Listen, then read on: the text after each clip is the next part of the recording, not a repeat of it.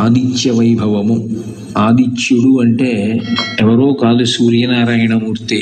కశ్యప ప్రజాపతికి 2 భార్యలు, దితి అదితి. దేవతలందరూ కూడా అదితి యొక్క సంతానం. రాక్షసులు దైత్యులందరూ కూడా దితి యొక్క సంతానం. దేవతలందరూ కూడా అదితి సంతానమైన అందరినీ ఆదిత్యులు అని పిలవరు.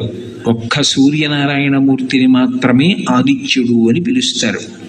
అంటే కడుపారనివ్వాని కన్న తల్లి అని ఇంతమంది బిడ్డల్ని కన్నా సూర్యనారాయణమూర్తి తీసుకొచ్చినంత గౌరవాన్ని, ఆయన లోకహితం కోసం పడేటటువంటి శ్రమని ఇతరమైనటువంటి దేవతా స్వరూపములు ఏవీ కూడా చూపించినటువంటి కారణం చేత తల్లి అదితి తన పేరు చేత పిలవబడడానికి ఒక్క సూర్యనారాయణమూర్తి విషయంలోనే ఎక్కువ ప్రీతి చూపించింది.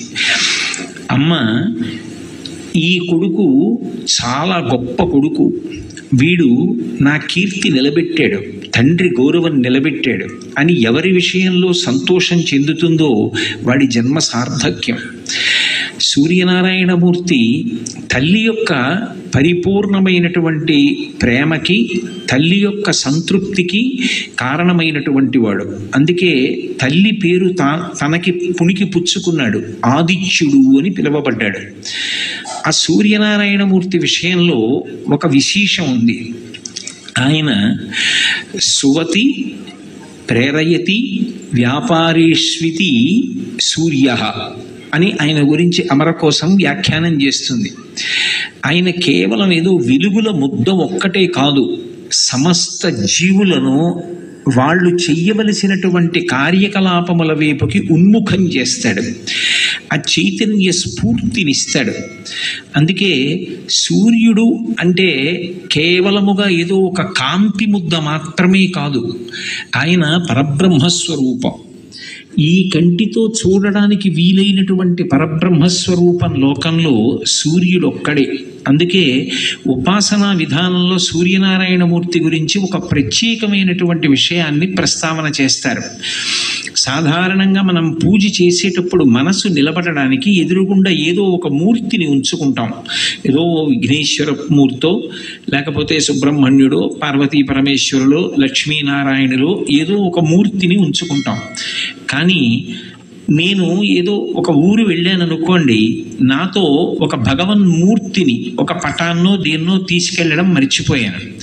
అప్పుడు నేను పూజ చెయ్యాలి అంటే ఎలా పూజ చెయ్యాలి అని అడిగితే ఉపాసనా విధానంలో ఒక విశేషాన్ని చెప్పారు. సూర్యనారాయణమూర్తి వంక చూస్తూ పూజ చేస్తే చాలు, ఏ మూర్తి అక్కర్లేదు, ఏ మూర్తి దగ్గర ఉండవలసినటువంటి అవసరం లేదు. సూర్యుడు ప్రత్యక్షమైనటువంటి భగవత్ స్వరూపం, పరబ్రహ్మస్వరూపం. అటువంటి పరబ్రహ్మస్వరూపమైనటువంటి సూర్యనారాయణమూర్తి కన్నుల ముందు ప్రకాశిస్తూ దర్శనమిస్తూ ఉండగా ఏ మూర్తి యొక్క అవసరం లేకుండా, అంటే నా ఉద్దేశ్యం ఇంటి వద్ద ఉన్నప్పుడు అని కాదు, ఏదైనా ఊరు వెళ్ళినప్పుడు దగ్గర భగవన్మూర్తి లేనప్పుడు పూజ చెయ్యవలసి వస్తే సూర్యుడిని దృష్టిలో పెట్టుకుని పూజ చేసేయచ్చు. ఆ పూజ పరిపూర్ణమైపోతుంది. అంత గొప్ప శక్తి ఒక్క సూర్యోపాసన విషయంలో సూర్యనారాయణమూర్తి యొక్క దర్శనం చేత సూర్య ఆరాధనగా, మూర్తి లేకుండా ఆరాధనని శాస్త్రం అంగీకరించింది. ఎవ్వడు సృజించు ప్రాణుల ఎవ్వడు రక్షించు త్రుంచు ఎవ్వడనంతుండెవ్వడు విభుడెవ్వడు వాడి విధమున మనుచు వినుచు హేలారతుడై అంటారు పోతన గారు భాగవతంలో.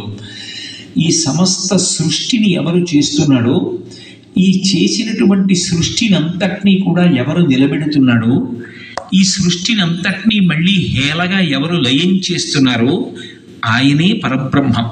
ఆయనే ఒకనాడు సృష్టికర్త బ్రహ్మగా కనపడతాడు, ఆయనే ఒకనాడు స్థితికర్త శ్రీ మహావిష్ణువుగా కనపడతాడు, ఆయనే ప్రళయకర్త అయినటువంటి మహేశ్వరుడిగా కనపడతాడు. కానీ సూర్యనారాయణమూర్తి దగ్గరికి వచ్చేటప్పటికి ఒక విశేషం ఉంది. పరబ్రహ్మస్వరూపం అనుభవంలోకి వస్తుంది తప్ప పరబ్రహ్మముగా, ముగ్గురు మూర్తుల యొక్క కలయిక స్వరూపంగా, కరచరణాదులు లేకుండా ఈ మాంస చక్షువుతో దర్శనం చేయడానికి వీలైనటువంటి వెలుగుల ముద్దయినటువంటి పరబ్రహ్మస్వరూపం ఏది అంటే ఒక్క సూర్యనారాయణమూర్తి. మిగిలిన వాళ్ళు ఎవరినైనా సరే కరచరణాదులతో కూడినటువంటి మూర్తిని మనం ఒక విగ్రహంగా ఉపాసన చేస్తాం. ఒక్కొక్కసారి ఆయన అనుగ్రహిస్తే ఏ రూపంలో మనం ఆరాధన చేశామో ఆ రూపంలో దర్శనాన్ని ఇస్తూ ఉంటాడు. వేదాహమేతం పురుషం మహాంతం ఆదిత్యవర్ణం తమసస్తుపారే సర్వాణి రూపాణి విచిత్య ధీర నామాని కృత్వాభివదన్యదాస్తే అంటారు. ఎవరెవరు ఏ రూపంలో చూడాలని కోరుకున్నారో వాళ్ళకి ఆ రూపంలో అనుగ్రహిస్తాడు. పరిత్రాణాయ సాధూనాం వినాశాయ చ దుష్కృతాం ధర్మ సంస్థాపనార్థాయ సంభవామి యుగే యుగే. పరమ భాగవతోత్తములైనటువంటి వారు అంతటా నిండిపోయినటువంటి ఆ పరబ్రహ్మాన్ని ఒక రూపంతో చూడాలి అని కోరుకున్నప్పుడు ఘనీభవించినటువంటి నీతి ముద్దల ఒక రూపాన్ని తీసుకుని ఆ రూపంతో దర్శనాన్ని ఇస్తాడు. నిజానికి అలా రూపంతో ఆయన పరిమితం అయిపోయాడు అన్నది సిద్ధాంతం కాదు. అలా కరచరణాదులతో ఒక రూపంలో దర్శనమివ్వగలడు తప్ప పరబ్రహ్మస్వరూపంగా ఆయన ఉనికి అనుభవమునకు అందుతుంది. అద్వైతానుభూతిగా అనుభవంలో అందుతుంది ఆ పరబ్రహ్మం. కానీ అటువంటి పరబ్రహ్మమైనటువంటి స్వామి మన కంటికి ఒక వెలుగుల ముద్దగా కరచరణాదులు లేకుండా, అంటే కాళ్ళు చేతులతో ఉన్నటువంటి మూర్తిగా కాకుండా దర్శనమివ్వాలి అంటే అది కేవలము ఒక్క సూర్యనారాయణ మూర్తిగానే దర్శనమిస్తాడు. మిగిలినప్పుడు ఒక మూర్తిగా భావన చేస్తే సృష్టి చేసినప్పుడు చతుర్ముఖ బ్రహ్మ అంటారు. ఆయనే లోకములను రక్షణ చేసినప్పుడు శ్రీ మహావిష్ణు స్వరూపము అంటారు. జ్ఞానాన్ని ఇచ్చి అజ్ఞానాన్ని లయం చేసేస్తే పరమ కారుణ్యము కలిగినటువంటి పరమశివస్వరూపంగా మహేశ్వరుడిగా కీర్తిస్తారు. కానీ ఈ ముగ్గురు మూర్తులు కూడా ఒక్క సూర్యనారాయణమూర్తి యొక్క తేజస్సు మారణంలో మనకి అనుభవంలో దర్శనమిస్తాడు. ఎలా అంటే ఆయన ఉదయేతు బ్రహ్మణో రూప, ఉదయకాలంలో ఉండేటటువంటి సూర్యనారాయణమూర్తి యొక్క బింబం ఏదుందో ఆ బింబాన్ని బ్రహ్మగారిగా సృష్టి చేసేటటువంటి చతుర్ముఖ బ్రహ్మ యొక్క కాంతిగా అందరూ కూడా భావన చేస్తారు. ఎందుకని అంటే బ్రహ్మగారి యొక్క ఇల్లాలు బ్రాహ్మి. బ్రాహ్మి అంటే సరస్వతీదేవి. సరస్వతీదేవి యొక్క కటాక్షము కలుగుట అన్న మాటకు అర్థం ఏంటంటే తెలియని విషయము తెలియుట దగ్గర ప్రారంభమై వివేకమునందు పరిసమాప్తమగుట. విషయాన్ని తెలుసుకుంటూ వెళుతున్నాను అనుకోండి, ఏదో ఒక విషయం గురించి బాగా ఆలోచించాను, ఇప్పుడు నాకు అర్థమైంది అంటాను. నేను పుస్తకం చదువుకున్నాను, నాకు తెలియని విషయం ఇప్పుడు నాకు తెలిసింది, నాకు విషయం అర్థమైంది అంటాను. ఇలా తెలుసుకుంటూ వెళ్ళేటటువంటి ప్రక్రియ సరస్వతీ కటాక్షం. చిట్ట చివరికి ఇది ఎక్కడ పూర్తయిపోవాలి అంటే చిరంజీవన్నీవక్షపిత పశుపాశం వ్యతికర పరానందాభిక్యం రసయతి రసం తద్భజనవాన్ అంటారు శంకరాచార్యుల వారి సౌందర్యలహరిలో. చిట్ట చివరికి వివేకం కలగాలి. వివేకము అన్న మాటకి అర్థం ఏమిటంటే నిత్యానిత్య వస్తు వివేకం. ఏది ఎప్పుడూ ఉండేటటువంటి శాశ్వతమైనది, ఎప్పుడూ ఉండకుండా కాలమునందు వచ్చి కాలమునందు వెళ్ళిపోయేది ఏది, ఈ రెండిటికి మధ్య ఉన్నటువంటి తేడా తెలిసిందనుకోండి, జగత్తునకు బ్రహ్మమునకు మధ్య ఉన్నటువంటి భేదం తెలుస్తుంది. జగత్తు జాయతే గచ్చతే ఇది జగత్. లోకంలో అన్ని ప్రాణులు కాలంలో వస్తాయి, అందుకే పుట్టిన తేదీ ఉంటుంది. ఆ ప్రాణులన్నీ మళ్ళీ కాలంలో వెళ్ళిపోతాయి. పుట్టిన తేదీ ఉన్నది అంటే అది వెళ్ళిపోయే తేదీ కూడా ఉంటుంది. ఏదో ఒక రోజున వెళ్ళిపోతుంది ఆ ప్రాణి. ఇవన్నీ వెళ్ళిపోతున్నా వచ్చి వెళ్ళిపోయేటటువంటి వాటికన్నిటికీ కూడా ఆధారమైనది ఏదో ఉంటుంది. అది మాత్రం వెళ్ళిపోయేది కాదు, అది శాశ్వతంగా అలాగే ఉంటుంది.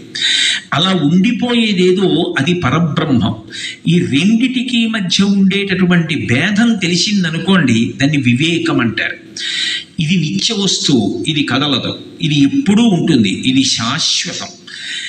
ఇంకొకటి జగత్, అది ఎప్పుడూ ఉండేది కాదు, అది ఒకనాడు ఉంటుంది, ఒకనాడు వెళ్ళిపోతుంది. ఈ జగత్తు ఉన్నా లేకపోయినా ఆయన మాత్రం ఉంటాడు. లోకంబులు లోకేశులు లోకస్తులు తెగిన తుది అలోకంబగు పింజీ కటి కావల ఎవ్వండే కాకృతి వెలుగు అతనిని సేవింతున్నట్టారు పోతన గారు భాగవతంలో. ఈ లోకాలు, లోకంలో ఉండేటటువంటి లోకేశులు, లోకస్తులు అంటే లోకములను పరిపాలించేవాళ్ళు, పరిపాలింపబడేటటువంటి వాళ్ళు, పాలకులు, పాలితులు, ఈ జగత్తు అంతా కూడా ప్రళయ జలముల యందు మునిగిపోయిన తరువాత కూడా ఏ ఒక్కడు కాంతి స్వరూపమై సూర్యచంద్రులతో సంబంధం లేకుండా ప్రకాశిస్తూ ఉంటాడు. నత్ర సూర్యో భాతి చంద్రతారకం నేమా విద్యుతో భాతి కుతూయమగ్ని త్వమేవ భాంతమనుభాతి సర్వం తస్య భాషా సర్వమిదం విభాతి అంటుంది ఉపనిషత్తు. తనంత తానుగా వెలుగుతూ స్వయం ప్రకాశకంగా ఏ ఒక్కడు మిగిలిపోతున్నాడో వాడు పరబ్రహ్మం, వాడు శాశ్వతుడు. చిట్ట చివరికి అందరూ ఎక్కడికి చేరిపోవాలి అంటే ఆయనకి దగ్గరికి చేరిపోవాలి. నదులు ప్రవహించి ప్రవహించి ప్రవహించి చిట్ట చివరికి సముద్రమునందు కలిసిపోతాయి. సాగర సంగమం పవిత్రం. అందుకే అంతర్వేది సాగర సంగమ స్నానం అంత ప్రఖ్యాతి. ఎందుకు సాగర సంగమం అంత గొప్పది అంటే సముద్రమునందు కలియక పూర్వం నదికి ఒక పేరుంది, అది నదీ జలము అని గుర్తింపు ఉంది. ఆ నీటికి ఒక రంగు ఉంది, ఆ నీటికి ఒక రుచి ఉన్నది.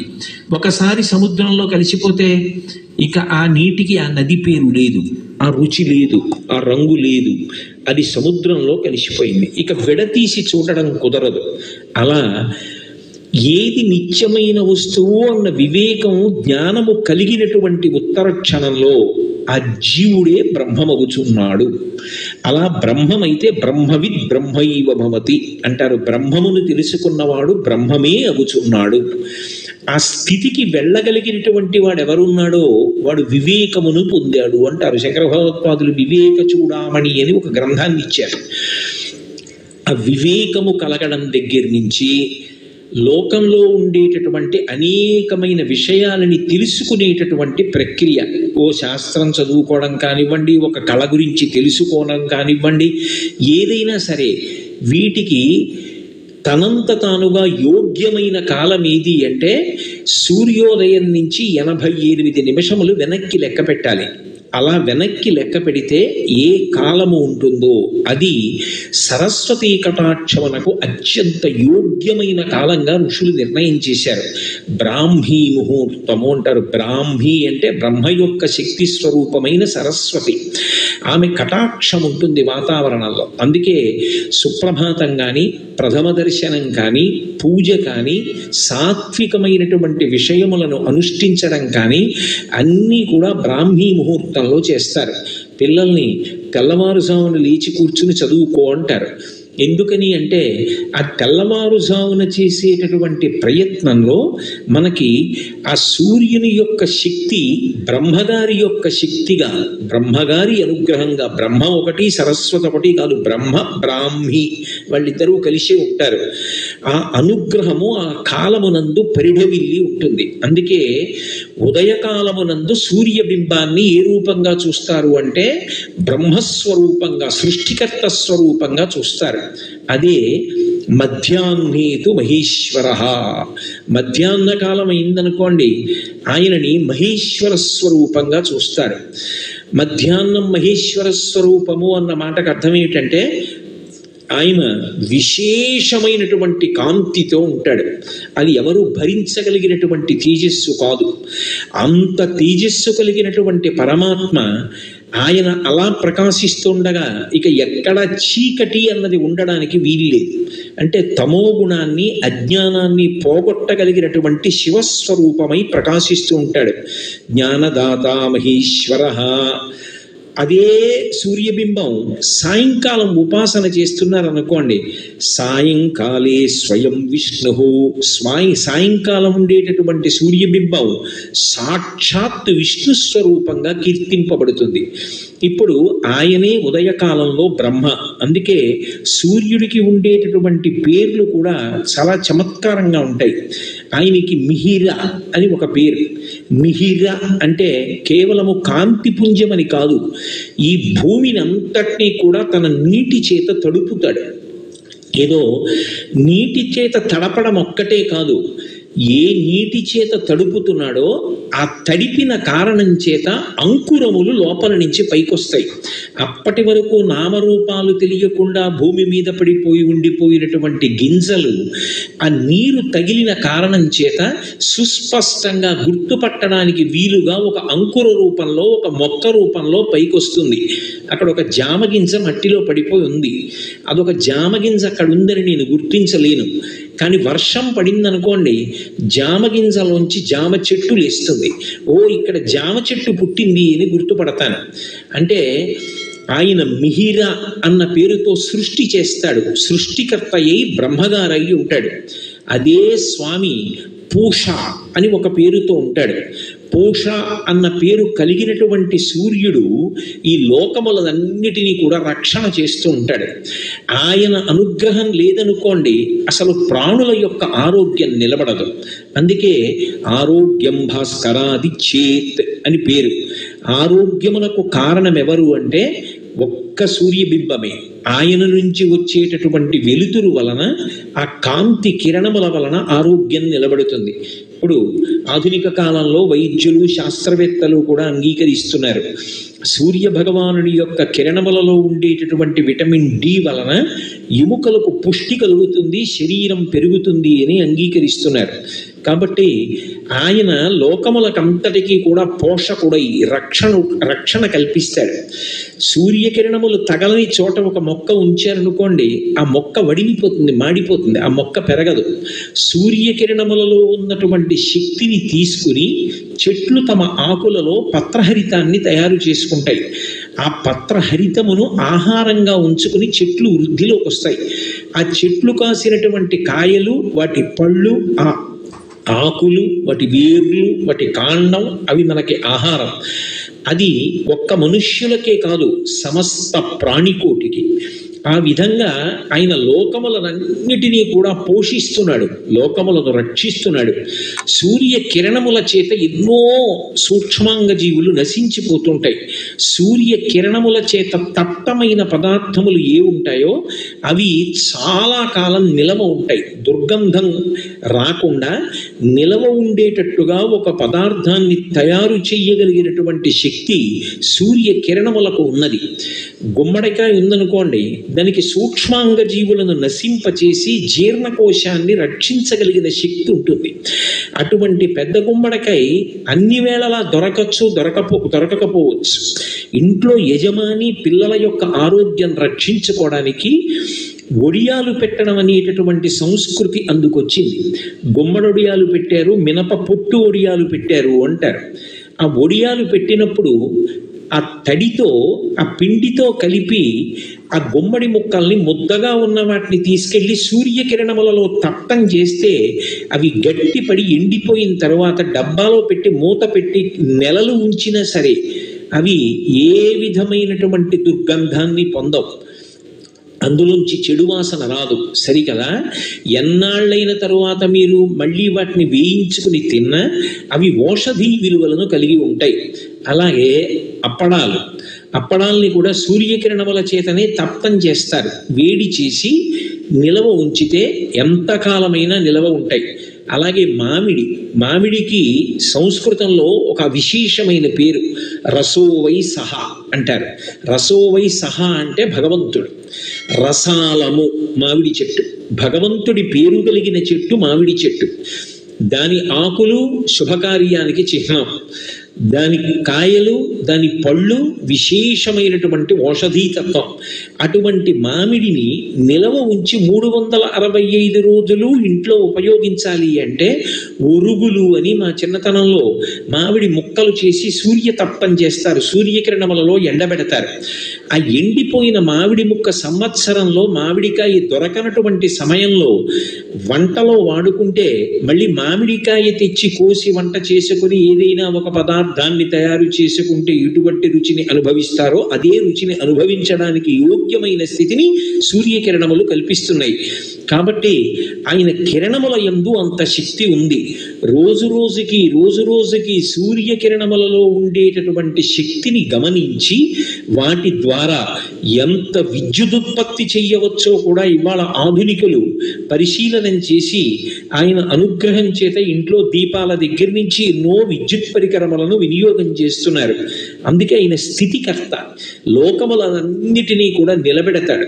నిలబెట్టేటటువంటి లక్షణం ఉన్నవాడు కాబట్టి ఆయనకి పూష అని పేరు. అలాగే ఆయనకి హంస అని ఒక పేరు. హంస అన్న పేరు ఆయనకి ఎందుకు వచ్చింది అంటే ఆయన చీకటిని తొలగతోస్తాడు. చీకటిని తొలగతొయ్యడము అంటే అజ్ఞానాన్ని పోగొడతాడు. సూర్యుడు ఉదయించాడు అనుకోండి, ఉత్తర క్షణంలో చీకటి అనేటటువంటిది ఉండడానికి వీల్లేదు. ఇంకా సూర్యోదయమైనది ఇక చీకటి ఉండదు. సూర్యోదయమైనది చీకటి పోయినది కాదు, అసలు సూర్యుడు వచ్చాడు చీకటి ఉండే అవకాశమే ఉండదు. చీకటిని పోగొట్టడం సూర్యుని యొక్క ప్రధానమైనటువంటి లక్షణం. అజ్ఞానాన్ని పోగొట్టడం, జ్ఞానం ఇవ్వడం శంకరుని యొక్క లక్షణం. జ్ఞానదాత మహేశ్వర అని. అందుకే హంస అన్న పేరు చేత జ్ఞానాన్ని ఇస్తాడు. లోకంలో ఆరోగ్యం కావాలి అంటే ఎవరైనా ఎవరిని ఉపాసన చెయ్యమని చెప్తారు అంటే సూర్యనారాయణమూర్తిని ఉపాసన చెయ్యండి అంటారు. ఇప్పటికీ పిల్లల దగ్గర నుంచి పెద్దల వరకు సూర్య నమస్కారాలు చేస్తారు. ఆ సూర్య నమస్కారాల్లో కేవలం 10 విధములైనటువంటి భంగిమలతో చేసే నమస్కారాలు ఉన్నాయి. అవి తేలికగా చెయ్యడానికి వీలుగా ఉంటాయి. ఆ సూర్య నమస్కారం చెయ్యడం కేవలము శరీరమునకు ఆరోగ్యం ఇవ్వడానికి ఒక్కదానికే కాదు, ఆ సమయంలో సూర్య బింబాన్ని ఉపాసన చేస్తారు మనసుతో. ఆ ఉపాసన చేసిన కారణం చేత దృష్టి నిలబెట్టడం కూడా అలవాటు అవుతుంది. దృష్టిని కేంద్రీకరించడం, ఒక విషయాన్ని పరిశీలిస్తున్నప్పుడు, ఒక విషయాన్ని చదువుతున్నప్పుడు, ఒక విషయాన్ని వ్రాస్తున్నప్పుడు దృష్టిని దాని మీదే కేంద్రీకరించగలిగినటువంటి శక్తి దేని వలన ఉత్పన్నమవుతుంది అంటే కేవలముగా ఆ సూర్య నమస్కారముల యందు శరీరము చేసేటటువంటి అనేక రకములైన వ్యాయామ ప్రక్రియ చేత ఆరోగ్యం పొందడమే కాకుండా మనసుని సూర్యబింబము యొక్క కదలికల మీద నిలబెట్టినటువంటి కారణం చేత కేంద్రీకరణ శక్తి కూడా పెరుగుతుంది. అంత గొప్పవి సూర్య నమస్కారాలు. కాబట్టి ఆయన జ్ఞానం ఇస్తాడు, హంస అని కీర్తింపబడతాడు.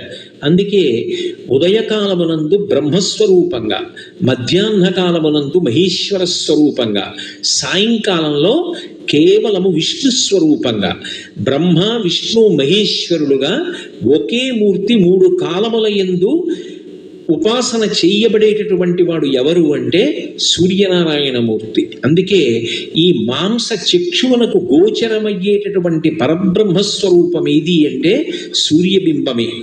సూర్యబింబం కర్మసాక్షి, సమస్తమైనటువంటి కర్మలకి కూడా ఆయన సాక్షిగా ఉంటాడు. మనం ఏం చేస్తున్నాము అనేటటువంటి ప్రతి పనిని పరమాత్మ స్వరూపంగా తెలుసుకుంటూ ఉంటాడు.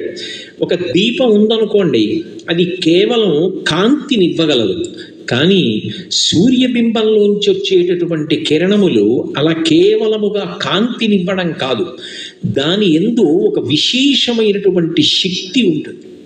ఆ శక్తిని ఋషులు గమనించారు. అది ఏ శక్తి అంటే అది లోపల ఉండేటటువంటి హృదయ పద్మాన్ని వికసనం పొందేటట్టుగా చేస్తుంది. అందుకే సమస్త ప్రాణులు కూడా, సాత్విక ప్రాణులన్నీ కూడా సూర్యోదయానికి కన్ను తెరుస్తాయి. కృతఘ్నఘ్నాయ దేవాయ జ్యోతిషాం పతయే నమః అంటారు ఆదిత్య హృదయంలో. పరబ్రహ్మస్వరూపమైనటువంటి సూర్యుడు ఆకాశంలో ఉదయించేటప్పటికీ తత్పూర్వము లేచి ఎవడు ఆయనకి స్వాగతం పలకడో, ఎవరు ఆయనకి నమస్కారం చెయ్యడో వాడు కృతజ్ఞుడు.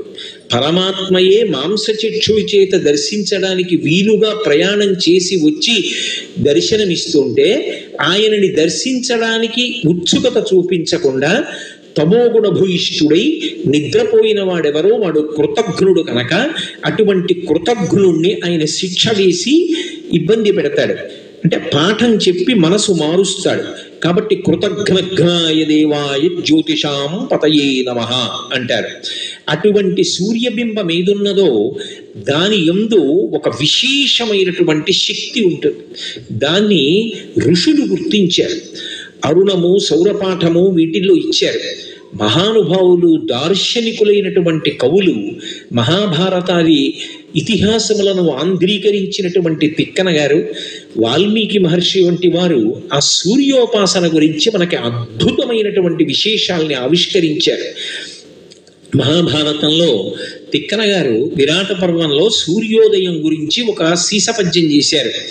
నీరజాకరములు నిష్ఠయి చేసిన భవ్యతపంబు ఫలమనంగా దినసముఖాకి నందిత చక్రయుగ్మకంబులయనురాగంపు భ్రువనంగా దినసముఖాభినందిత చక్రయుగ్మకంబులయనురాగంపు భ్రువనంగా హరి హర బ్రహ్మ మహానుభావంబులొక్కటింకాగరగిన గట్టి అనగా అతుల వేదత్రయ లతికాచయము పెనుబొందన్ పుట్టెడు మూలకందమనగా అఖిల జగముల కందెరయగుచు జన సమాజ కరపుట హృదయ సరోజములకు బుకుళనంబును జృంభణంబును నర్చి భానుబింబంబు పూర్వాద్రిపై విలింగే అన్నాడు ఆయన. ఎంత గొప్పగా చెప్పాడు! నిజంగా సూర్యతత్వాన్నంతటినీ చెప్పాడు అందులో. నీరజాకరములు నిష్ఠయై చేసిన భవ్యతపంబు ఫలమనంగా. తపస్సు చేసేటటువంటి వాళ్ళు నీటిలో నిలబడి కళ్ళు మూసుకొని రెండు చేతులు తల మీదకెత్తి అంజలి ఘటించి తదేక దృష్టితో భగవంతుణ్ణి మనసులో ధ్యానం చేస్తూ ఆయన దర్శనం కోసం తపస్సు చేస్తారు. ఆయన ప్రత్యక్షం అయ్యాడనుకోండి, అమ్మయ్యాని చేతులు కిందకి దింపి స్తోత్రం చేస్తారు. సరోవరాల్లో ఉండేటటువంటి తామర పూల యొక్క మొగ్గలు రాత్రంతా కూడా ఇలా ముడుచుకొని ఆ కాడ మీద నిలబడి ఆకాశంలో సూర్యనారాయణమూర్తి వంక చూస్తూ ఆయన దర్శనం కోసం రాత్రంతా తపస్సు చేస్తే బ్రాహ్మీ ముహూర్తంలో లేత సూర్యకిరణాలు వచ్చి ఆ బింబానికి తగలగానే, కిరణములంటే కరములు, చేతులు, భగవద్దర్శనమై ఇలా చేతులతో తపస్సు చేస్తున్న వాడిని ముట్టుకునేటప్పటికీ పరమ సంతోషంతో అంజలి ఘటించిన చేతులు కిందకి దింపి భగవన్మూర్తిని దర్శించినట్టుగా రాత్రంతా కూడా ఇలా రేకులు ముడుచుకుని తపస్సు చేసినటువంటి తామర మొగ్గలు తెల్లవారుజామున సూర్యకిరణాలు పడేటప్పటికీ ఒక్కసారి విచ్చుకుంటాయిట. వాటి తపము ఫలించిందా అన్నట్టుగా సూర్యబింబం వస్తుంది. నిరజాకరములు నిష్ఠయై చేసిన భవ్యతపంబు ఫలమనంగా దినసముఖాభినందిత చక్రయుగ్మకంబులయనురాగంపు భ్రువనంగా. చక్రవాక పక్షులను ఉంటాయి లోకంలో, అవి గుండ్రగా ఉంటాయి అని అంటారు. ఆ పక్షులకు కామం ఎక్కువ. భార్యాభర్తలు రెండూ కూడా ఒండరులు మహాప్రీతిగా ఉంటాయి. చీకటి పడితే వాటికి కళ్ళు కనపడవు. పురుషపక్షి, స్త్రీ పక్షి విడివడిపోయి ఒకదాని కొరకు ఒకటి అలమటించి విరహాన్ని పొందుతాయి. మళ్ళీ వాటికి కళ్ళు కనపడాలి అంటే సూర్యోదయం అవ్వాలి. ఎప్పుడు సూర్యోదయం అవుతుందా అని విరహంతో భర్త పక్షి కోసం, భార్య పక్షి కోసం ఒండరులు పరితపిస్తూ ఉంటే ఆ సూర్యబింబం ఉదయించగానే దినసముఖాభినందిత చక్రయుగ్మకంబులయనురాగంపు భ్రువనంగా ఆ చక్రవాక పక్షులు ఒకదాని పక్కన ఒకటి చేరి పరమ సంతోషంతో అనురాగంతో కలుసుకుంటే వాటి అనురాగం పంట పండి ఆకాశంలో నిలబడితే ఎలా ఉంటుందో సూర్యబింబం అలా ఉంటుంది. అనురాగంపు భ్రువనంగా హరిహర బ్రహ్మ మహానుభావంబులొక్కటింకాగరగిన గట్టి అనగా సృష్టికర్త అయిన బ్రహ్మ, స్థితికర్త అయిన విష్ణువు, ప్రళయకర్త అయినటువంటి మహేశ్వరుడు ముగ్గురు ఒకటై ఒక ముద్దైపోతే ఆ ముద్ద ఆకాశంలో ప్రకాశిస్తే అదే సూర్యబింబం, ముగ్గురు మూర్తుల యొక్క సమాహార స్వరూపం.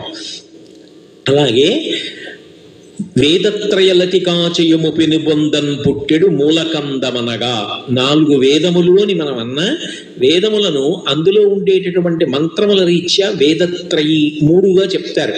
అథర్వణ వేదం చెప్పకుండా అందులో రుక్కు, యజ్జు, సామ ఈ 3 వేదాల్లోకే అథర్వణ వేదం కూడా వచ్చేస్తుంది. అందుకే త్రైవేద్యం హృద్యం త్రిపురహరమాద్యం త్రినయనం అంటారు శంకర భగవత్పాదులు శివానంద లహరిలో. త్రైవేద్యం 3 వేదములు అంటారు. ఆ 3 వేదములు ఏ దుంపలోంచి పైకొచ్చి 3 తీగలుగా పాకాయో ఆ 3 తీగలు 3 వేదములనబడేటటువంటి లతలు పాకడానికి ఆధారమైనటువంటి దుంప ఏది ఉన్నదో ఆ దుంప సూర్యబింబంట. అందులోంచి వేదములన్నీ వచ్చాయి. అంటే అదే పరబ్రహ్మం. కాబట్టి ఆ వేదత్రయలతికాచయము పెనుబొందన్ పుట్టెడు మూల కందమనగా అఖిల జగముల కందెరయగుచు. జగత్తులో ఉన్నటువంటి సాత్విక ప్రాణులన్నీ కూడా కళ్ళు విప్పుతాయి. ఇన్ని ప్రాణులు కన్నులు విప్పేటట్టుగా చేసేది ఏది అంటే ఆ సూర్య బింబం, అందులో ఉండేటటువంటి కిరణముల యొక్క గొప్పతనం. కాబట్టి అఖిల జగముల కందెరయగుచు జన సమాజ కరపుట హృదయ సరోజములకు ముకుళనంబును జృంభణంబును నచ్చి. అందరి యొక్క చేతులు ఇలా కలుసుకుంటాయి. ఎందుకని? ప్రత్యక్షంగా కనపడుతున్నటువంటి పరబ్రహ్మస్వరూపం సూర్యబింబం. ఆయన వంక చూసేటప్పటికీ పోతన గారు భాగవతంలో చెప్పినట్టు ఒక సూర్యుండు సమస్త జీవులకు తానొక్కొక్కడై తోచుపోడిక దేవుడు సర్వకాలము మహాలీలన్ నిజోత్పన్న జన్య కదంబ హృత్ సరోరుహములన్ నానా విధానోరూపకుడై ఒప్పుచునుండునట్టి హరినే ప్రార్థింతు నశ్రాంతమున్నంటాడు భీష్మాచార్యుల వారు అపశయం మీద పడుకొని. ఒక సూర్యుండు సమస్త జీవులకు తానొక్కొక్కడై తోచుపోలిక. ఉన్నది ఒక్క బింబమే, కానీ ఎవరు చూస్తే వాడే నేను చూశాను సూర్యనారాయణమూర్తిని అంటాడు. నా సూర్యుడే అనుకుంటాడు. ఎవరికి వారికి తానే చూసిన సూర్యబింబంలా కనపడేటటువంటి ఆ సూర్యబింబం ఉదయించేటప్పటికీ అందరూ మనుష్యులు కూడా ఇలా 2 చేతులు కలుపుతారు. జన సమాజ కర్రపుట అంటే చేతుల యొక్క చివర్లు ఇలా కలుసుకునేటట్టుగా చేస్తుంది. అంటే అందరిలో సత్వగుణం ప్రచోదనమవుతుంది. ఒక్కసారి అందరు ఇలా నమస్కారం చేస్తారు. అలాగే ముకుళనంబును హృత్పద్మములకు జృంభణంబును, లోపల హృదయ పద్మములు విచ్చుకుంటాయి. అందరిలో ఒక్కసారి ఉత్సాహం వస్తుంది. తెల్లవారింది కాబట్టి మనందరం కూడా మన కార్యక్రమాల్లో బయలుదేరాలి అనేటటువంటి ఉత్సాహం కలిగేటట్టుగా ముకుళనంబును జృంభణంబును నర్చి భానుబింబంబు పూర్వాద్రిపై వెలింగే. ఆ సూర్యబింబం పూర్వాద్రి అంటే తూర్పు దిక్కున ఆ ఉదయ పర్వతం మీద ప్రారంభమై తన ప్రయాణాన్ని మొదలుపెట్టింది. దాని చేత లోకములన్నీ కూడా చైతన్య దీప్తిని స్ఫూర్తిని పొందుతాయి. అది కేవలం ఏదో ఒక దీపం వెలుగునిచ్చినట్టుగా వెలుగునివ్వడం కాదు. ఇంతమందిలో చైతన్య స్ఫూర్తిని ఇవ్వగలిగినది ఏది అంటే ఒక్క ఆదిత్యుడు, ఒక్క సూర్యనారాయణమూర్తి. అంతటి మహాద్భుతమైన స్వరూపం. అందుకే మయూర కవి అని ఒక మహానుభావుడు ఉన్నాడు. ఆయనకి కుష్ఠురోగం వచ్చింది ఒకప్పుడు. ఆయన కుష్ఠురోగం పోవడానికి సూర్యనారాయణమూర్తి మీద ఒక శతకం చేశాడు. ఆ శతకం పూర్తి చేసేటప్పటికీ ఆయన కుష్ఠురోగం అంతా పోయింది. సూర్యనారాయణమూర్తిని ఉపాసన చేస్తే దాని వలన ఆరోగ్యం సిద్ధిస్తుంది అని లోకంలో ప్రమాణం. అంతేకాదు నమస్కార ప్రియుడు. మీరు ఏమీ ఆయనకి చెయ్యక్కర్లా. అందుకే సూర్య నమస్కారాలంటారు. సూర్యుడికి నమస్కారం చేస్తే దాని చేత హర్షామోదములను ఇస్తాడు. హర్షము అంటే మనసులో సంతోషం. అమ్మయ్య, ధార్మికమైన కార్యక్రమాలు ఏముంటాయో, అవసరాలు ఏముంటాయో వాటిని తీర్చగలిగినటువంటి పరబ్రహ్మ శక్తి సూర్యనారాయణమూర్తి. ఆయన మహాత్ముల యొక్క మాటని శాసనంగా తీసుకుని ప్రవర్తిస్తాడు. మీకు నేను ఎక్కడిదో ఒక ఉదాహరణ చెప్పడం కాదు. ఇదే ఊళ్ళో, ఇదే కాకినాడలో మాంధాతవారని ఉన్నారు, ఆ జయేంద్రనగర్లో. వారు ఒకప్పుడు కంచికామకోటి పీఠాధిపత్యం వహించిన మహాపురుషులు చంద్రశేఖరేంద్ర సరస్వతీ స్వామి వారి దగ్గరికి వెళ్ళి, అయా కృష్ణాలయం కట్టాలనుకుంటున్నాం, ఎటువంటి కృష్ణమూర్తిని పెడితే బాగుంటుందని అడిగారు. మహాస్వామి వారు కొంతసేపు కళ్ళు మూసుకొని ధ్యానం చేసి, అక్కడ కృష్ణాలయం రాదు, విఘ్నేశ్వరాలయం వస్తుందన్నారు. కాదు, మేము కృష్ణాలయం కట్టాలనుకుంటున్నాం. ఆయన నవ్వి ఊరుకున్నారు. వాళ్ళు వెళ్ళి ఎంతో ప్రయత్నం చేశారు, అక్కడ కృష్ణాలయం రాలేదు. మళ్ళీ వెళ్ళి మహాస్వామి వారిని మీరే విగ్రహం చేయించండి అన్నారు. గణపతి స్థపతి చేయాలనుకుంటాను. ఇప్పుడు దేవాలయంలో ఉన్నటువంటి మూర్తిని, ఆ లక్ష్మీ గణపతి మూర్తిని చేయించారు. చేయించి కొబ్బరికాయ కొట్టి కాకినాడ తీసుకెళ్ళండి అన్నారు. వాహనం ఎక్కించారు. ఎండ మండిపోతోంది. ఎవరో ఒకరు దగ్గర నిలబడాలి కదా. ఎక్కడ కాంచీపురం, ఎక్కడ కాకినాడ, రెండింటిలో కాయే ఉన్న దూరం మాత్రం ఎంత. కాబట్టి ఎవరు నిలబడగలరు ఈ ఎండలో? కాబట్టి స్వామి ఎలా అని అడిగారు. ఆయన నవ్వి బయటికి వచ్చి సత్యదండాన్ని ఓసారి ఇలా తిప్పారు సూర్యనారాయణమూర్తి. అంతే. మీరు నమ్మండి, ఇప్పుడు ఆ దేవాలయంలో ఉన్న మూర్తి కాంచీపురం నుంచి కాకినాడ వచ్చే వరకు అది ఏ ప్రాంతంలో వెళ్ళిందో ఆ ప్రాంతం అంతా మేఘావృతమై చల్లబడేది. అది వెళ్ళిపోయిన తర్వాత ఎండొస్తుంది. అంత చల్లగా అయితే ఆ మూర్తి వచ్చి ఇక్కడికి చేరింది. అప్పుడప్పుడు నేను ప్రయత్నపూర్వకంగా దేవాలయానికి వెళ్ళి దర్శనం చేస్తుంటాను. అది మహాస్వామి వారు ధ్యానంలో దర్శనం చేయించి చెక్కించి ఇచ్చిన మూర్తి. అంత శక్తివంతం.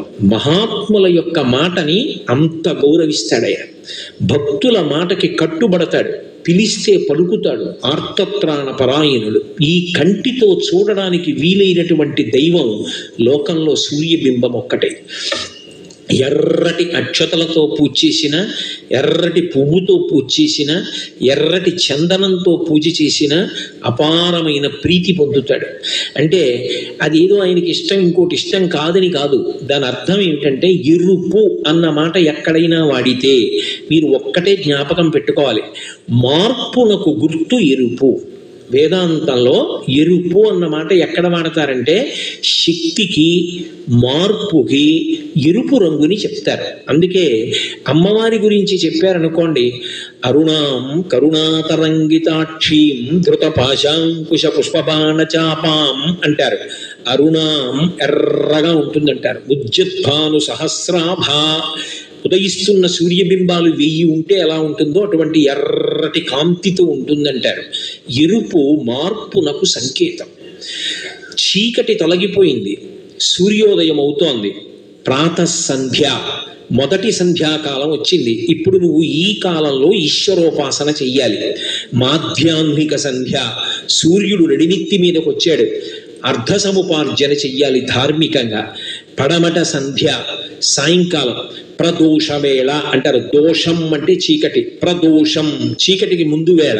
సాయం సంధ్య తనంత తానుగా పరమ పవిత్రమైనటువంటి కాలం. నేను యథార్థంగా చెప్పాలంటే ప్రభాత కాలం కన్నా కూడా సాయం సంధ్యా సమయం అత్యంత పవిత్రం. అందుకే పూర్వం ఏ ఇంట్లో చూసినా సాయంకాలం ప్రదోష వేళ అయింది అనేటప్పటికీ భగవన్నామ సంకీర్తనం చేసేవారు.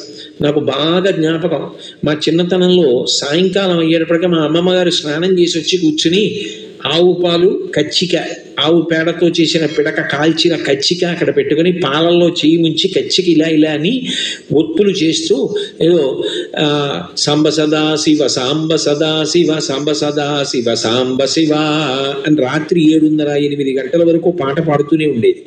పాడి అప్పుడు ఆవిడ భగవంతుడికి మానసికంగా జోల పాడేది. ఆ పాడేటప్పుడు కూడా చాలా విచిత్రంగా ఉండేది మా ఇంట్లో.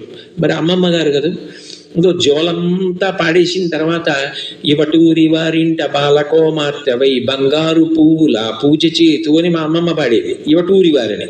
చాగంటి వారింట బాలకోమార్తెవై అని మా అమ్మ పాడేది. అక్కడికి వచ్చేటప్పటికి మాత్రం పాట మారేది. ఆవిడ ఇవటూరి వారి అనేది, ఈవిడ చాగంటి వారి అనేది. ఎందుకని అంటే మరి అమ్మమ్మ కదా, అందరి ఇంటి పేర్లు మార్చి పాట పాడుతుండేవారు.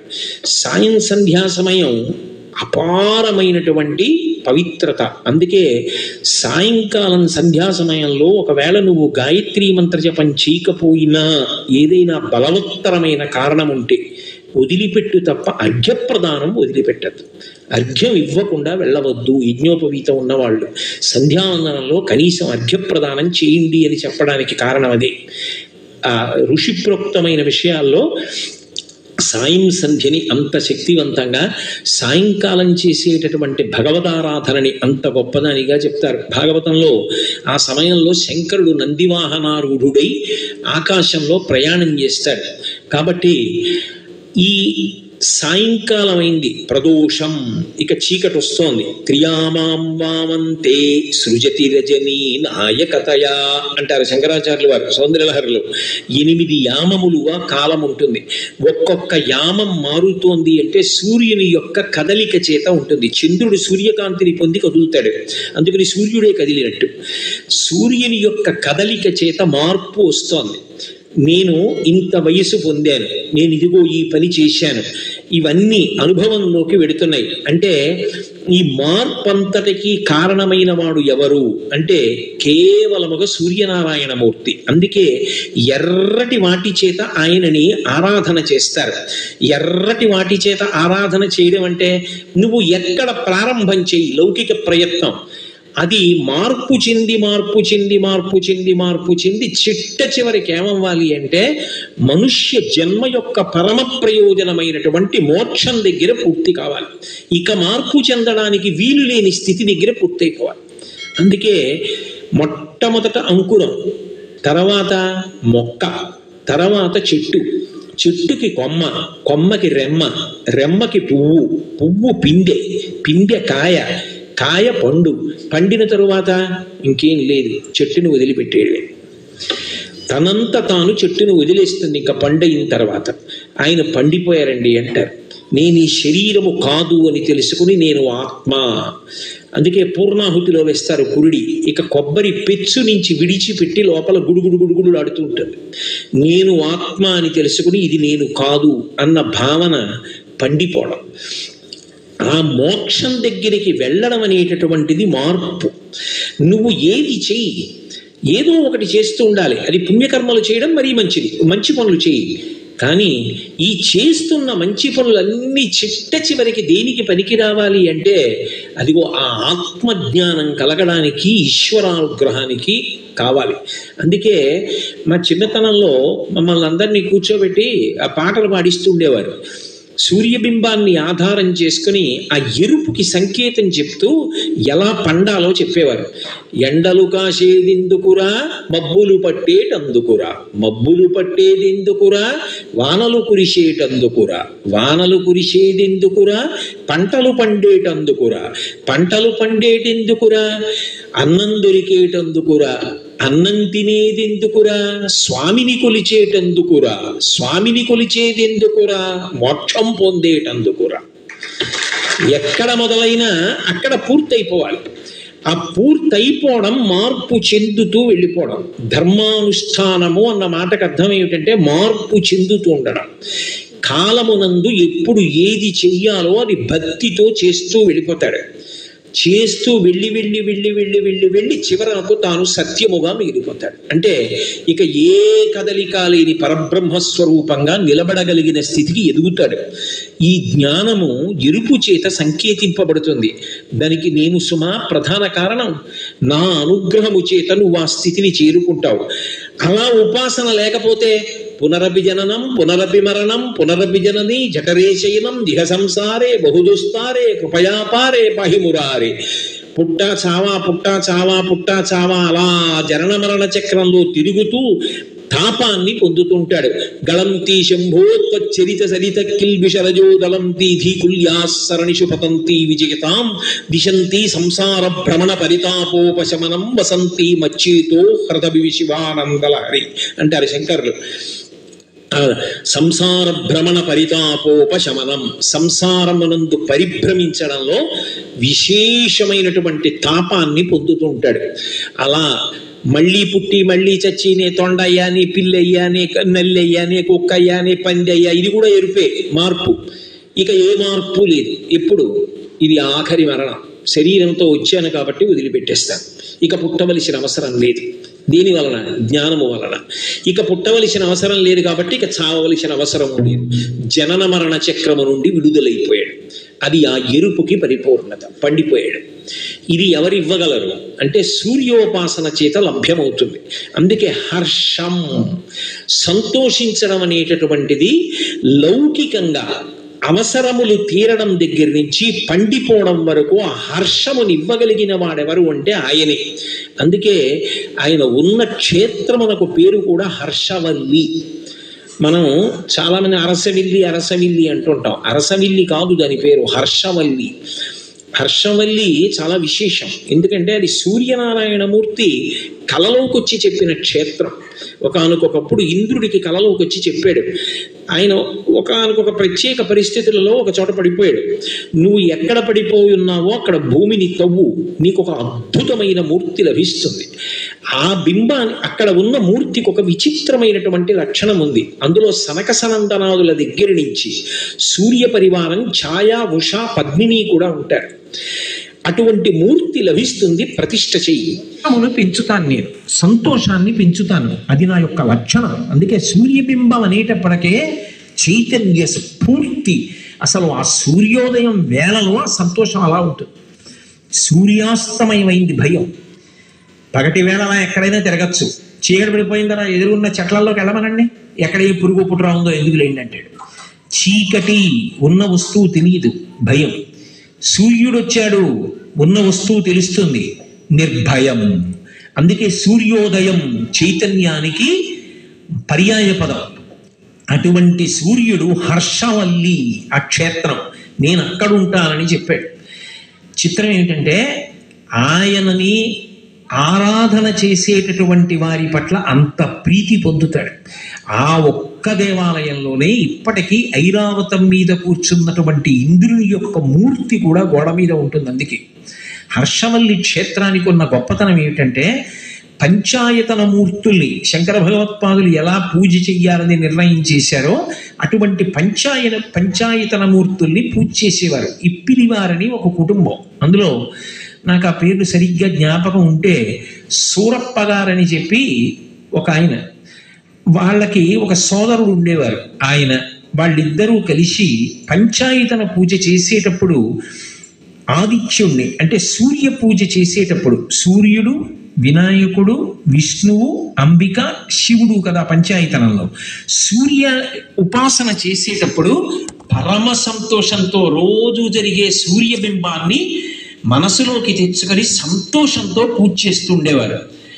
సూర్యనారాయణమూర్తి ఆ ఇప్పిలి కుటుంబం వారిని ఎన్నుకున్నాడు, వాళ్ళు పూజ చేయాలి. అరసవిల్లి క్షేత్రం, అరసవిల్లి అని నేను అంటున్నాను, హర్షవల్లి. మళ్ళీ నేను అలా అంటే గుర్తుపడతారు, పట్టకపోతారు.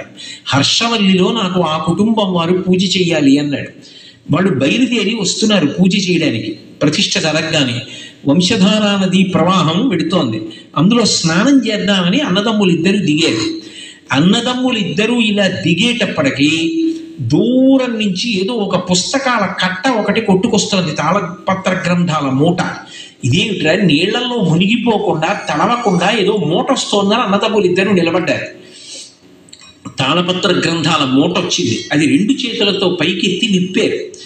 ఒక్క చోట కూడా తడవకుండా నన్ను హర్షవల్లి క్షేత్రంలో ఈ విధానంలో పూజ చేయమని, తనని పూజ చేయవలసిన విధానాన్ని కూడా సూర్యనారాయణమూర్తి అన్నదమ్ములకు అందించాడు. ఇప్పటికీ ఆ కుటుంబం వారిదే హర్షవల్లి క్షేత్రంలో సూర్యుని యొక్క పూజ అధికారం. కాబట్టి మహానుభావుడు ఎందరికో పలికాడు. అది సామాన్యమైనటువంటి బింబం కాదు. ఉపాసన చేసిన వాడిని సర్వకాలముల యందు రక్ష చేస్తుంటుంది. అంతటి శక్తికి కేంద్రం, నిధి సూర్యబింబం అంటే. మహానుభావుడు ఒకప్పుడు లలితా సహస్రనామ స్తోత్రానికి భాష్యం చేశారు, వ్యాఖ్యానం చేశారు భాస్కర రాయల వారిని. ఆయన పిలిస్తే పలికేది అమ్మవారు. ఒకప్పుడు బ్రాహ్మణ మండలంతా ఆయన మీద అసూయ పెట్టుకుంది. లోకంలో ఇదొక నీచపు పోకడు ఉంటుంది. ఎవడైనా ఒకడు భగవద్భక్తితో బతుకుతున్నాడు అంటే వాడి మీద రాళ్ళు ఎలా వేద్దామని ప్రయత్నించే వాళ్ళు కొంతమంది బయలుదేరుతారు. వాళ్ళు అలా భక్తుల్లో బతకనూ లేరు, బతికేవాడిని బతకనివ్వనూ లేరు. ఎందుకంటే అసూయ వాడిని కాల్చేస్తుంటారు. అందుకని కొంతమంది బ్రాహ్మణులు బయలుదేరి కాశీపట్టణంలో కుకుమానంద స్వామి వారిని ఆయన దగ్గరికి వెళ్ళారు. నేను లలితా సహస్రానికి భాష్యం చేశానంటున్నాడు భాస్కర రాయలు వారు. నిజంగా ఆయనకి లలితా సహస్రంలో ఉన్న నామాలన్నింటికీ అర్థం తెలిసి వ్యాఖ్యానం రాసి ఉంటే మహాచతుషష్టి కోటి యోగిని గణసేవిత అని ఒక నామం ఉందిగా, 64 కోట్ల మంది యోగిని గణదేవతల చేత ఆమె సేవింపబడుతుందని. ఏది 64 కోట్ల మంది గణదేవతల పేర్లు చెప్పమనండి అన్నారు. కుంకుమానంద స్వామి వారు అన్నారు, మీకు ఎందుకు రాయని జోలి, భాస్కర రాయల వారంటే ఎవరు అనుకుంటున్నావు, ఆయన లలిత అమ్మవారే, ఆయనే అమ్మవారు. అందుకే లలితకి భాష్యం చేయగలిగాడు. అంతకుముందు ఎందరో వ్యాఖ్యానం చేద్దామన్నా బలవంతంగా మొదలు పెడితే దృష్టి ఆగిపోయింది. మళ్ళీ ప్రార్థన చేస్తే దృష్టి వచ్చింది. ఆయనని అనుగ్రహించింది అమ్మవారు వ్యాఖ్యానం చేయమని. అంతటి మహానుభావుడు. ఆయన జోలి మీకు ఎందుకు రాని అడిగాడు. వాళ్ళు వినలేదు. భాస్కరరాయల వారిని వెళ్ళి నిలదీసి అడిగారు, మాకు చెప్పు 64 కోట్ల యోగిని గణదేవతల పేర్లని. ఆయన నవ్వి అన్నారు, సాయంకాలం సంధ్యావందనం చేసుకొచ్చి గంగ ఒడ్డున కూర్చోండి, చెప్తాను పేర్లు అన్నారు. అందరూ వచ్చి కూర్చున్నారు. కూర్చున్న తర్వాత భాస్కరరాయల వారు ఏం మాట్లాడలేదు. లలితా పరాభట్టారిక స్వరూపాన్ని ధ్యానం చేశారు. ఆమెని పూజ చేసేటటువంటి 64 కోట్ల మంది గణదేవతలు కాశీపట్టణంలో ఆకాశంలో వచ్చి నిలబడి వాళ్ళ పేర్లు వాళ్ళు చెప్పుకుని పరిచయం చేసుకున్నారు. అప్పుడు కుంకుమానంద స్వామి దగ్గరికి పరిగెత్తారు బ్రాహ్మణ మండలంతా. అయ్య బాబోయ్, ఏమో అనుకున్నాం భాస్కరరాయల వారంటే. ఆయన కమండలంలో నీళ్లతో కళ్ళు తురిచి, ఇప్పుడు చూడండి ఎవరో భాస్కరరాయల వారు అన్నారు. భాస్కరరాయల వారిలో లలితాపరాభట్టారిక కనపడింది. అంతటి మహానుభావుడు.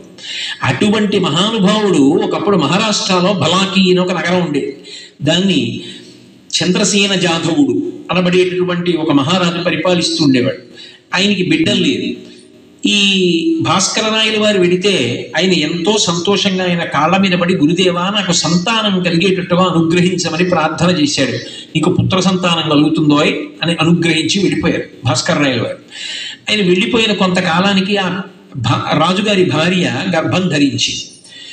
ఇలా ఉండగా ఆ వెళ్ళిపోతున్నప్పుడు భాస్కరరాయల వారికి నారాయణ దేవుడు అని ఒక అనుష్ఠాన తత్పరుడు పరిచయం అయి, మహానుభావ మీరు నాకు ఉపదేశం ఇవ్వండి అని అడిగాడు. భ్రమరాంబ మంత్రాన్ని ఉపదేశం చేశాడు భాస్కరరాయల వారు. ఆయన భ్రమరాంబని విశేషంగా ఆరాధన చేశాడు. భ్రమరాంబ ఇప్పటికీ పలుకుతుంది అంటారు. శ్రీశైలం దేవస్థానంలో చాలా కాలం పబ్లిక్ రిలేషన్స్ ఆఫీసర్గా పనిచేసినటువంటి చక్రవర్తి గారని ఉన్నారు. గోపాలకృష్ణ గారు నేను వెళ్ళినప్పుడు వాళ్ళు ఆయన తరచుగా మాతో మాట్లాడుతూ ఉంటారు. ఆయన అమ్మవారి దేవాలయం వెనక్కాతల ఇంట్లో ఉండేవారు. రాత్రుళ్ళు అమ్మవారు గజ్జెలు కట్టుకుని తిరుగుతూ చప్పుళ్ళు వినపడేవి ఆయనకి. ఇప్పటికీ శంకర భగవత్పాదులు భ్రమరాంబాష్టకంలో నిర్ధారణ చేశారు. భ్రమరాంబ సంతోషిస్తే భక్తుడు ఎక్కడున్నాడో అక్కడికి వచ్చి గాజులు అడుగుతుంది. నాకు గాజులు ఇవ్వా అని వెంటపడుతుంది. బాలాస్వరూపంతో తిరుగుతుంది భ్రమరాంబ. ఆ భ్రమరాంబని ఉపాసన చేశాడు నారాయణ దేవుడు. భాస్కరరాయల వారి దగ్గర ఉపదేశం పొంది ఆయన ఎందుకో బాలాకీ నగరానికి వచ్చాడు. ఈ చంద్రసేన జాధవుడు భార్య గర్భిణి గదు, భాస్కరరాయల వారు ఆశీర్వదించారు. ఆమెతో నమస్కారం చేయించాడు. నారాయణ దేవుడు చూసి సంతోషించాడు. అయ్యా, కడుపులో ఉన్న బిడ్డ మగపిల్లవాడా ఆడపిల్ల అన్నాడు. నారాయణ దేవుడు భ్రమరాంబను ఎప్పుడు మనసులో ధ్యానం చేస్తుంటారేమో, ఆడపిల్ల అన్నాడు. ఆ రాజు అన్నాడు, అదేమిటని భాస్కరరాయల వారు మగపిల్లవాడు పుడతాడని ఆశీర్వదించారే అన్నాడు. వెంటనే నారాయణ దేవుడు అన్నాడు, ఆయన మా గురువు గారు. మా గురువు గారు మగపిల్లవాడు పుడతాడని చెప్పిన తరువాత మళ్ళీ నన్ను ఎందుకు అడిగావు? నేను ఆడపిల్ల అన్నాను. మా గురువు గారి మాట నా మాట వలన పోవడానికి వీల్లేదు. నా చేత మా గురువు గారి మాట కాదనేటట్టుగా ఆశీర్వచనం చేయించావు కాబట్టి నువ్వు అనుభవించవలసింది. మగపిల్లవాడు కాదు, ఆడపిల్ల కాదు, నపుంసకుడు పుడతాడు నీకని వెళ్ళిపోయాడు. నపుంసకుడు పుట్టాడు. అయితే రామచంద్ర జాధవుడు అని పేరు పెట్టాడు. తర్వాత మళ్ళీ భాస్కరరాయల వారు వచ్చారు. ఒకప్పుడు వెళ్ళి కాళ్ళ మీద పడ్డాడు. ఇదే చూడగానే ఆయనకు అనుమానం వచ్చింది. ఏమి రాయి పిల్లవాడు ఇలా ఉన్నాడు, వీడు నపుంసకుడు అన్నాడు. అయ్యా, తప్పైపోయింది. మీ శిష్యుణ్ణి ఇలా అడిగాను, కథ అంతా ఇలా జరిగింది, మీరే అనుగ్రహించాలన్నారు. అదెంత పనిరా, లోకంలో ఏదైనా ఇవ్వగలిగిన వాడు